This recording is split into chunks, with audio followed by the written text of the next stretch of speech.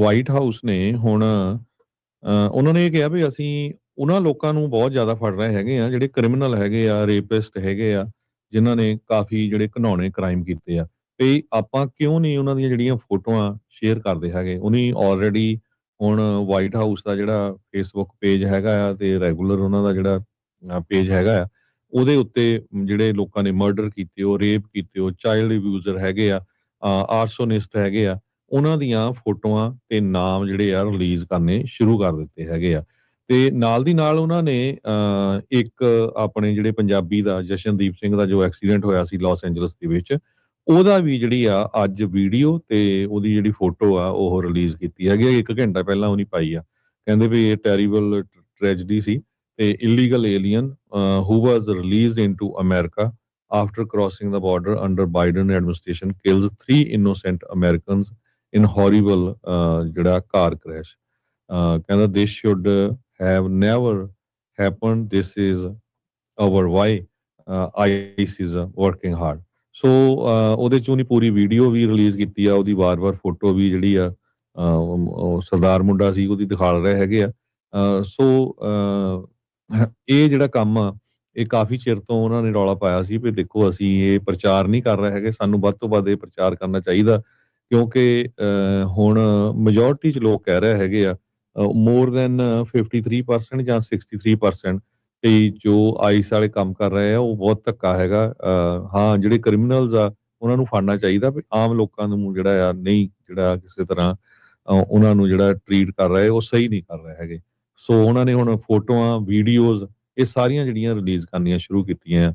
ਬਹੁਤ ਵਾਰ ਜਦੋਂ ਆਪਾਂ ਕੋਈ ਮਾੜੀ ਖਬਰ ਹੁੰਦੀ ਹੈਗੀ ਆ, ਕੋਈ ਪੰਜਾਬੀ ਕਰਦਾ ਤੇ ਜਦੋਂ ਅਸੀਂ ਸ਼ੇਅਰ ਕਰਦੇ ਆ ਨਾ ਜਾਂ ਦੱਸਦੇ ਆ ਫਿਰ ਸਾਡੇ ਨਾਲ ਕਈ ਔਕੇ ਹੁੰਦੇ, ਤੁਸੀਂ ਏਦਾਂ ਕਰੀ ਜਾਂਦੇ, ਬਦਨਾਮ ਕਰੀ ਜਾਂਦੇ। ਹੁਣ ਉਹ ਜਿਹੜੀ ਵੀਡੀਓ ਤੇ ਜਿਹੜੇ ਉਹਨਾਂ ਨੇ ਸਟੇਟਮੈਂਟ ਜਾਰੀ ਕੀਤੀ ਆ ਨਾ, ਉਹਦੇ ਥੱਲੇ ਜਾ ਕੇ ਸਾਰੇ ਜਣੇ ਕਮੈਂਟ ਪੜਿਓ, ਫਿਰ ਤੁਹਾਨੂੰ ਪਤਾ ਲੱਗੂਗਾ ਵੀ ਉਹ ਕੀ ਕਹਿ ਰਹੇ ਹੈਗੇ ਲੋਕ ਤੁਹਾਡੀ ਕਮਿਊਨਿਟੀ ਬਾਰੇ। ਜੀ ਵਾਈਟ ਹਾਊਸ ਨੇ ਹੁਣ ਉਹਨਾਂ ਨੇ ਇਹ ਕਿਹਾ ਵੀ ਅਸੀਂ ਉਹਨਾਂ ਲੋਕਾਂ ਨੂੰ ਬਹੁਤ ਜ਼ਿਆਦਾ ਫੜ ਰਹੇ ਹੈਗੇ ਆ ਜਿਹੜੇ ਕ੍ਰਿਮੀਨਲ ਹੈਗੇ ਆ, ਰੇਪਿਸਟ ਹੈਗੇ ਆ, ਜਿਨ੍ਹਾਂ ਨੇ ਕਾਫੀ ਜਿਹੜੇ ਘਿਨੌਣੇ ਕ੍ਰਾਈਮ ਕੀਤੇ ਆ।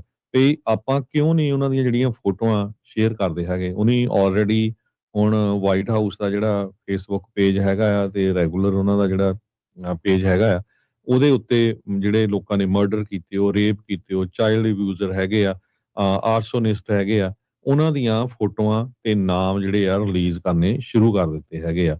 ਤੇ ਨਾਲ ਦੀ ਨਾਲ ਉਹਨਾਂ ਨੇ ਇੱਕ ਆਪਣੇ ਜਿਹੜੇ ਪੰਜਾਬੀ ਦਾ ਜਸ਼ਨਦੀਪ ਸਿੰਘ ਦਾ ਜੋ ਐਕਸੀਡੈਂਟ ਹੋਇਆ ਸੀ ਲਾਸ ਐਂਜਲਸ ਦੇ ਵਿੱਚ, ਉਹਦਾ ਵੀ ਜਿਹੜੀ ਆ ਅੱਜ ਵੀਡੀਓ ਤੇ ਉਹਦੀ ਜਿਹੜੀ ਫੋਟੋ ਆ ਉਹ ਰਿਲੀਜ਼ ਕੀਤੀ ਹੈਗੀ ਆ। 1 ਘੰਟਾ ਪਹਿਲਾਂ ਉਹਨੇ ਪਾਈ ਆ। ਕਹਿੰਦੇ ਵੀ ਇਹ ਟੈਰੀਬਲ ਟ੍ਰੈਜਡੀ ਸੀ ਤੇ illegal alien who was released into America after crossing the border under Biden administration kills 3 innocent Americans in horrible ਜਿਹੜਾ car crash। ਕਹਿੰਦਾ this should have never happened, this is our why ICE is working hard। ਸੋ ਉਹਦੇ ਚ ਉਹਨੇ ਪੂਰੀ video ਵੀ release ਕੀਤੀ ਆ, ਉਹਦੀ ਵਾਰ-ਵਾਰ photo ਵੀ ਜਿਹੜੀ ਆ ਉਹ ਸਰਦਾਰ ਮੁੰਡਾ ਸੀ ਉਹਦੀ ਦਿਖਾ ਰਹੇ ਹੈਗੇ ਆ। ਸੋ ਇਹ ਜਿਹੜਾ ਕੰਮ ਆ ਇਹ ਕਾਫੀ ਚਿਰ ਤੋਂ ਉਹਨਾਂ ਨੇ ਰੌਲਾ ਪਾਇਆ ਸੀ ਵੀ ਦੇਖੋ ਅਸੀਂ ਇਹ ਪ੍ਰਚਾਰ ਨਹੀਂ ਕਰ ਰਹੇ ਹੈਗੇ, ਸਾਨੂੰ ਵੱਧ ਤੋਂ ਵੱਧ ਇਹ ਪ੍ਰਚਾਰ ਕਰਨਾ ਚਾਹੀਦਾ ਕਿਉਂਕਿ ਹੁਣ ਮੈਜੋਰਟੀ ਚ ਲੋਕ ਕਹਿ ਰਹੇ ਹੈਗੇ ਆ ਮੋਰ ਦੈਨ 53% ਜਾਂ 63% ਤੇ ਜੋ ਆਈਸ ਵਾਲੇ ਕੰਮ ਕਰ ਰਹੇ ਆ ਉਹ ਬਹੁਤ ਧੱਕਾ ਹੈਗਾ। ਹਾਂ ਜਿਹੜੇ ਕ੍ਰਿਮੀਨਲਸ ਆ ਉਹਨਾਂ ਨੂੰ ਫੜਨਾ ਚਾਹੀਦਾ ਵੀ ਆਮ ਲੋਕਾਂ ਨੂੰ ਜਿਹੜਾ ਆ ਨਹੀਂ ਜਿਹੜਾ ਕਿਸੇ ਤਰ੍ਹਾਂ ਉਹਨਾਂ ਨੂੰ ਜਿਹੜਾ ਟਰੀਟ ਕਰ ਰਹੇ ਉਹ ਸਹੀ ਨਹੀਂ ਕਰ ਰਹੇ ਹੈਗੇ। ਸੋ ਉਹਨਾਂ ਨੇ ਹੁਣ ਫੋਟੋਆਂ, ਵੀਡੀਓਜ਼ ਇਹ ਸਾਰੀਆਂ ਜਿਹੜੀਆਂ ਰਿਲੀਜ਼ ਕਰਨੀਆਂ ਸ਼ੁਰੂ ਕੀਤੀਆਂ ਆ।